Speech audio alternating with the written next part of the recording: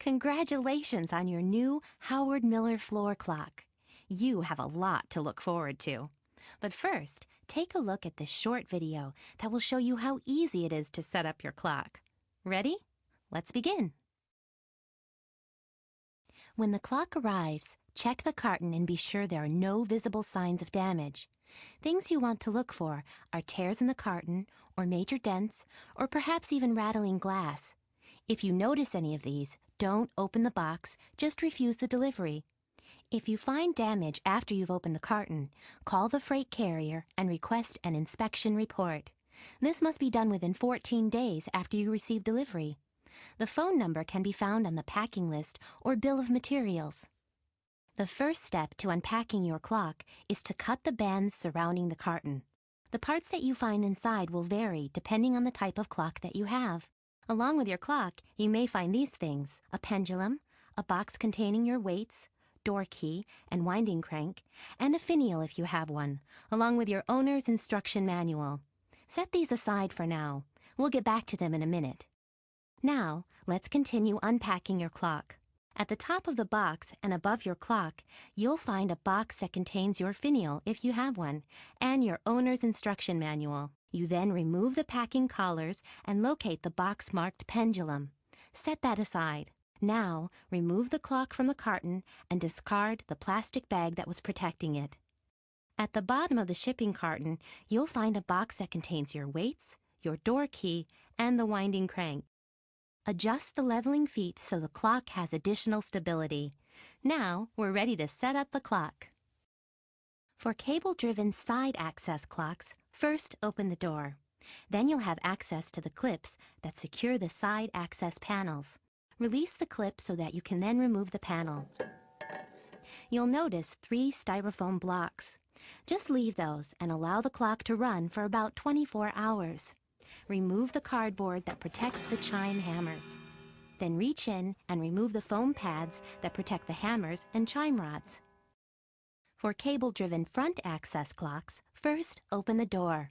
Then remove the cardboard materials that are protecting the chime rods. You'll notice 3 styrofoam blocks. Just leave those and allow the clock to run for about 24 hours. Reach up behind the dial and locate the foam pad that protects the hammers and rods, and be sure to remove this from both sides of the movement. For cable-driven rear access clocks, first open the door and remove the cardboard packing materials that protect the chime rods. You'll notice 3 styrofoam blocks. Just leave those and allow the clock to run for about 24 hours. Then unscrew the back panels of the clock, allowing access to the movement. Reach in and remove the foam pads that protect the hammers and rods from both sides of the movement. For chain-driven side access clocks, release the clip securing the side panel and remove it. Then reach in and remove the foam pads that protect the hammers and rods. Now you're ready to release the bag that holds the chains and the clip that secures the pendulum guide. Now clip the drawstring and release the chains. Then you can remove the plastic guard that protects the chains and the plastic guard that protects the chime rods.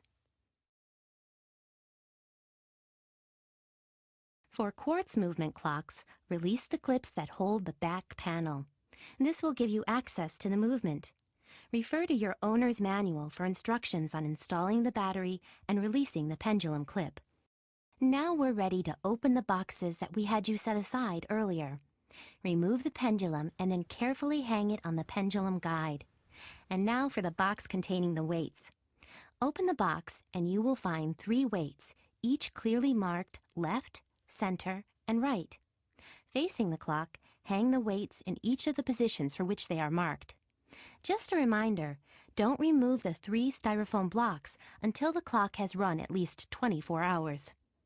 Now you're ready to start your clock. Set the clock by moving the minute hand counterclockwise. Then, give the pendulum a gentle but big swing, and don't be alarmed if it gently bumps into the glass. The clock needs to be level, so use the 4 leveling feet that you'll find at the bottom of the clock.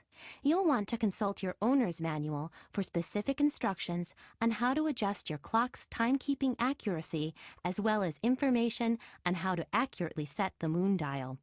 And that's all there is to it. If you still have questions, it's easy to find the answers. Consult the owner's manual, call the retailer where you bought the clock, or visit howardmiller.com and read through our frequently asked questions.